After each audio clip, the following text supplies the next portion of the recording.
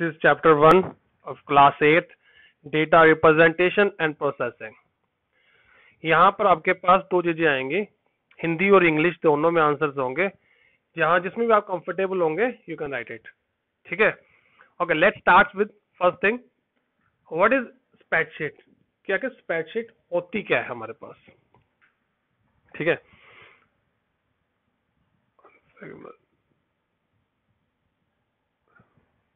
Spreadsheet होती क्या है। Spreadsheet is a computer application that you use to store, modify and analyse data. ये एक एप्लीकेशन की तरह होती है कंप्यूटर की, जैसे हमारे पास अवेलेबल होती है पेंट, पावर पॉइंट, वैसे एक स्प्रेडशीट भी एक कंप्यूटर की एप्लीकेशन होती है जिसका मेन पर्पस होता है हमारे पास स्टोर करना डेटा को, मॉडिफाई करना और एनालाइज करना। ठीक है, अब इसका एग्जांपल है हमारे पास एक्सेल, ये विंडोज में यूज होता है। विंडोज क्या है, माइक्रोसॉफ्ट एक्सेल बोला जाता है इसको, और एक है लिब्रे ऑफिस कैल्क एक्सेट्रा। और यहाँ पर नीचे आपको एक दे रखा है, स्प्रेडशीट एक कंप्यूटर एप्लीकेशन है जो डेटा को स्टोर करने में मदद करता है, उदाहरण के रूप में Microsoft Excel, Google sheet etcetera. ठीक है जी, अब यहाँ पर आपके पास आंसर दोनों में होंगे, हिंदी और इंग्लिश, जिसमें भी आप कंफर्टेबल हो आप उसका आंसर लिख लेना। सेकंड आता है हमारे पास कि how to open a spreadsheet. अगर आपने स्प्रेडशीट को ओपन करना है कंप्यूटर पर तो कैसे करेंगे। ठीक है, अभी इसके अंदर मेरे पास माइक्रोसॉफ्ट एक्सेल है, तो आपको बताता हूं how to open Excel in Windows. सबसे पहले यहां पर आपके पास दिख रहा होगा सर्च बटन, यहां पर लिख दीजिए EXCEL एक्सेल। जैसे ही आप लिखेंगे तो आपके पास अपीयर हो जाएगा माइक्रोसॉफ्ट एक्सेल 2010। here 2010 मीनिंग कि इसका वर्जन क्या है। एक्सेल का वर्जन को डिटरमाइन करता है 2010। इट कैन बी 2011, 2012 और 2009। ठीक है, उसमें वर्जन पर डिपेंड करो। माइक्रोसॉफ्ट का मीनिंग क्या है, द कंपनी जिसने एक्सेल को बनाया है, माइक्रोसॉफ्ट एक्सेल 2012। और इस पर क्या कर दीजिए, क्लिक कर दीजिए।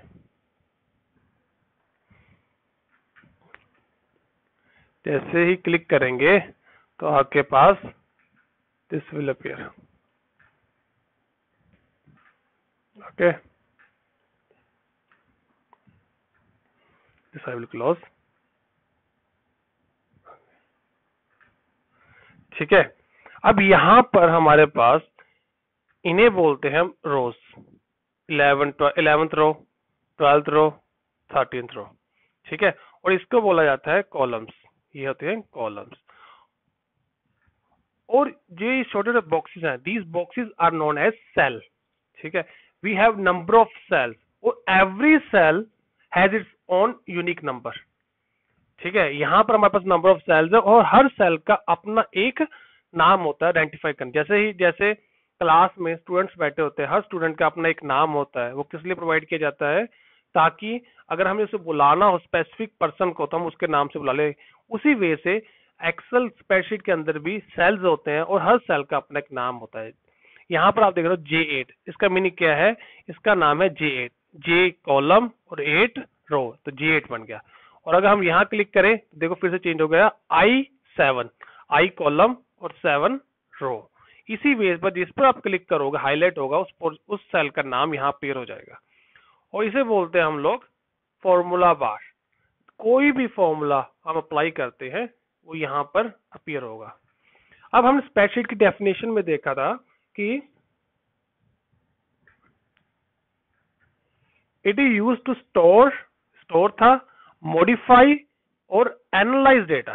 ठीक है, अब हम सबसे पहले देखते हैं स्टोर का मीनिंग कैसे आ रहा था। अब यहां पर मैंने खोला, अब यहां पर मैंने एंटर कर दिया 1 2, स्टोर हो गया। यहां पर कर दिया 2 1, स्टोर हो गया। आफ्टर देन मुझे फील हुआ 12 नहीं, मुझे यहां पर करना है 15 1 5।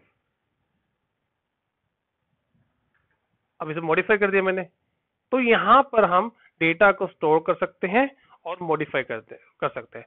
अब हम इसके बाद देखते हैं अब डेटा होता क्या है,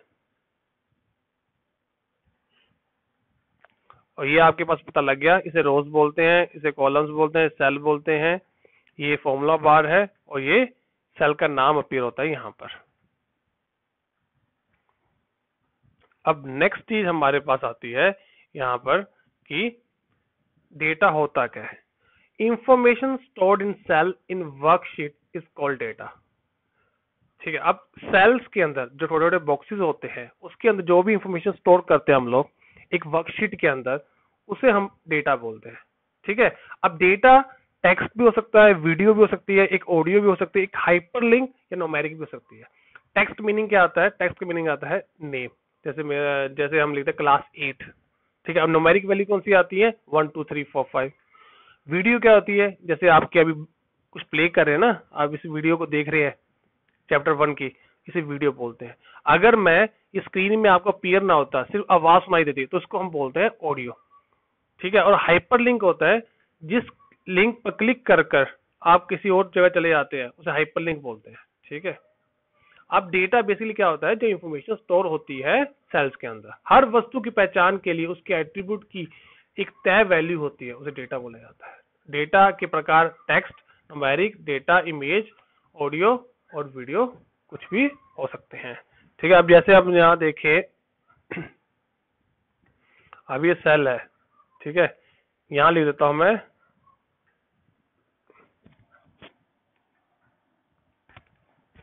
name, name, sorry spelling mistake, name, यहाँ पर लिख देता हूं रोल नंबर। ठीक है, ये आगे टेक्स्ट। अब नेम क्या है? अब नेम लिख देता हूं मैं कोई ए बी और सी, रोल नंबर क्या डाल देता हूं? 1। ठीक है, अब ये क्या अगर टेक्स्ट, ये न्यूमेरिक वैल्यू आगे। अब यहीं पर हम हाइपरलिंक और सब चीजें हम ऐड कर सकते हैं। अब नेक्स्ट होता है हमारे पास ग्राफ। What is graph? अब जब स्प्रेडशीट की डेफिनेशन देखी तो हमने वहां देखा था स्टोर करना, मॉडिफाई करना और एनालाइज करना। जो एनालाइज किया जाता है डेटा को, वो किया जाता है ग्राफ की हेल्प से। Graph is basically a diagram which is use to represent the relation between two variables. दो वेरिएबल्स के बीच में अगर हमने एक रिलेशन को रिप्रेजेंट करना है तो उसके लिए हम क्या करते हैं? ग्राफ का यूज करते हैं। सबसे पहले इसका यूज किया था विलियम प्लेफेयर ने, जो स्कॉटलैंड के इंजीनियर थे। इन्होंने डेटा को रिप्रेजेंट किया था in the form of charts, और जो चार्ट इन्होंने यूज किए थे वो किए थे line chart, bar chart and pie chart. ठीक है, अब हिंदी में देख लेते हैं हम लोग। ग्राफ चार्ट एक डायग्राम है जो दो वेरिएबल से को समकोण बनाते एक्सिस पर उनके बीच में संबंध को दर्शाता है। ग्राफ चार्ट का उपयोग डाटा दर्शाने के लिए सबसे पहले 1785 में स्कॉटलैंड इंजीनियर और राजनीतिक अर्थशास्त्र विलियम प्लेफेयर ने किया था। ठीक है, और इसको रिप्रेजेंट किया था उन्होंने in the form of line chart, bar chart and pie chart. अब हमारे पास यहाँ पर कितने प्रकार के टाइप चार्ट्स है? अब जो क्वेश्चन लिखा हुआ वो इंग्लिश में, how many type of charts we have and on what basis we select the charts. इसका मतलब है, हिंदी वालों के लिए भी सुन लीजिए, कि हमारे पास कितने प्रकार के चार्ट्स है और किस बेसिस पर हम चार्ट्स को सिलेक्ट करते हैं। अब सपोज करो मेरे पास डेटा पड़ा है एक, ठीक है, उसमें दिखा रहा है कि हर क्लास में इतने स्टूडेंट्स हैं और इनके हिंदी, साइंस और मैथ में इतने मार्क्स आए हैं। ठीक है, अब इस डेटा को मैं इतने चार्ट पढ़े, बार चार्ट पढ़ा है, लाइन चार्ट है, पाई चार्ट है, स्कैटर चार्ट है, एरिया चार्ट है, बबल चार्ट है, रेडार चार्ट है और डोनट चार्ट है। ये चार्ट होते हैं हमारे पास। अब किस चार्ट की हेल्प से मैं रिप्रेजेंट करूं, ये हमें पता कैसे लगेगा? कौन सा चार्ट किसके लिए हेल्पफुल है वो पता कैसे लगता है? वो हमें उसकी न्यूमेरिक डेटा को देखकर पता लगता है। ठीक है, अब न्यूमेरिक डेटा मतलब, अब सपोज करो मेरे पास यहाँ पर बच्चों के मार्क्स निकालने हैं 1 2 3 4 5 6। ठीक है, किसके मार्क्स? तो बार चार्ट की हेल्प से कर सकते हैं हम लोग। ठीक है, अगर वही वेट में आता है तो वो हम दूसरे चार्ट यूज करते हैं। बेसिकली न्यूमेरिक डेटा होता है जिसकी हेल्प से हम चार्ट को डिफाइन करते हैं कि चार्ट सेलेक्ट किया जाता है कौन सा चार्ट उठाना है। हिंदी में भी सेम है कि चार्ट का चयन न्यूमेरिक डेटा के प्रकार पर निर्भर करता है। अब हमारे पास कितने प्रकार ऑफ न्यूमेरिक डेटा है? We have 2 types of numeric data है। हमारे पास दो प्रकार के न्यूमेरिक डेटा होते हैं, एक होता है डिस्क्रीट, ठीक है, और दूसरा होता है कंटिन्यूस। इसका हिंदी में नाम भी डिस्क्रीट ही है और इसको कंटिन्यूस बोलोगे। अब इनके डिफरेंस क्या होता है हमारे पास? डिस्क्रीट डेटा होता है और एक कंटिन्यूस डेटा होता है, इनके बीच में अंतर क्या होता है?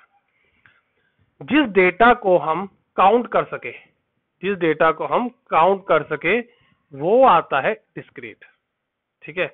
और जिस डेटा को हम मापते हैं, तोलते हैं, मीजर करते हैं, उस वो आता है कॉन्टिन्यूस फॉर्म में, ठीक है। अब जैसे मैं पूछूं, आपको बोलूं number of student in class कितने होंगे, 10, 20, 40, 50, काउंट कर सकते हैं। अगर मैं तुमसे बोलूं कि हाइट को देखना है, तो हाइट को आप काउंट तो नहीं कर सकते, that you have to measure. Wait, वो भी मापना पड़ता है। तापमान, वो भी मापना पड़ता है। तो इसलिए वो आता है कॉन्टिन्यूस डेटा में। हम डिस्क्रीट डेटा को फ्रैक्शन की टर्म्स में रिप्रेजेंट नहीं कर सकते। फ्रैक्शन मीनिंग क्या होता है, फ्रैक्शन का मीनिंग होता है जैसे 2.5 लिख देना, या 1.5 लिख देना, या 3.5 नहीं, इसका होता है 1, 2, 3, 4, 5, 6, उनको हम फ्रैक्शन फॉर्म में कर सकते हैं, ठीक है। अब डिस्क्रीट डेटा को अगर रिप्रेजेंट करना है तो हम चार्ट यूज करते हैं, column chart, pie chart, bar chart, scatter chart, और उसके लिए करते हैं लाइन और एरिया चार्ट। ये चार्ट्स के बारे में कि चार्ट दिखते कैसे हैं, होते कैसे हैं, ये हम बाद में देखेंगे। अभी सिर्फ इतना देख लो कि हमारे पास कितने प्रकार के चार्ट्स होते हैं और कौन से चार्ट्स किस टाइप ऑफ डेटा के लिए हम यूज करते हैं। अब हिंदी में इनका डिफरेंस है, हिंदी वाले स्टूडेंट्स के लिए इस प्रकार के डिस्क्रीट चार्ट के डिस्क्रीट डेटा होता है, इस प्रकार के पूर्णांक डेटा को गिना जा सकता है, हम गिन सकते हैं, ठीक है। 1, 5, 7, 23 कॉन्टिन्यूस करें, इस प्रकार के डेटा को और सिर्फ नापा जा सकता है, नाप सकते हैं, हम गिन नहीं सकते। जैसे 5.5 इंच, 2.5 केजी, यह फ्रैक्शन के रूप में नहीं लिखे जा सकते। डिस्क्रीट को हम नहीं लिख सकते, कॉन्टिन्यूस को हम लिख सकते हैं। उदाहरण के रूप में एक क्लास में कितने बच्चे बैठे हैं, लाइब्रेरी में कितनी बुक्स किताबें पढ़ी हैं। उदाहरण के तौर पर कॉन्टिन्यूस में तापमान, वजन और लंबाई। और column chart, bar chart, pie chart, scatter chart का यूज होता है डिस्क्रीट डेटा के लिए, कॉन्टिन्यूस के लिए होता है लाइन चार्ट और एरिया चार्ट का, ठीक है। अभी आपका प्रैक्टिस सेट है जो हमें ट्राई करना है आज के लिए, और इसमें है ऊपर दिए गए विकल्प से पढ़े और अब देखिए हमारे पास पता है डेटा दो प्रकार के होता है, डिस्क्रीट और कॉन्टिन्यूस। डी का मीनिंग होगा यहाँ पर, इस डी का मीनिंग है डिस्क्रीट और सी का मीनिंग है कॉन्टिन्यूस, ठीक है। अब यहाँ पर हमें ऑप्शन दे रखे हैं, विराट कोहली के 50 मैच में उनकी औसत बैटिंग रेट। अगर हमने विराट कोहली को बताना है कि 50 मैचों में उनकी औसत बैटिंग रन रेट क्या है, तो हम उसको रिप्रेजेंट कैसे करेंगे उस डेटा, वो डेटा कैसा होगा, डिस्क्रीट होगा या कॉन्टिन्यूस होगा, ये बताना है। 10 मोहल्लों के लिए कुल मकानों की संख्या। अब 10 मोहल्ले हैं, वो ढूंढ लिए सरकार ने और देख लिया भाई इस मोहल्ले में कितने मकान होने चाहिए, इतने मकान है, इसमें इतने मकान है, इसमें इतने मकान है, इनकी काउंटिंग करनी है। तो इस प्रकार का डेटा को हम क्या बोलते हैं, डिस्क्रीट या कॉन्टिन्यूस। तो 17 में 12 महीनों का न्यूनतम और अधिकतम तापमान, तो 2017 के अंदर हर 12 मंथ्स में सबसे थोड़ा मिनिमम और मैक्सिमम तापमान बताना है आपने, टेम्परेचर बताना है। दिल्ली, नोएडा और गुड़गांव में जून, जुलाई, अगस्त, सितंबर में औसत बारिश कितनी आई है, ये बताना है आपने, ठीक है। इसको कीजिए और आंसर मुझे बताना। Thank you very much.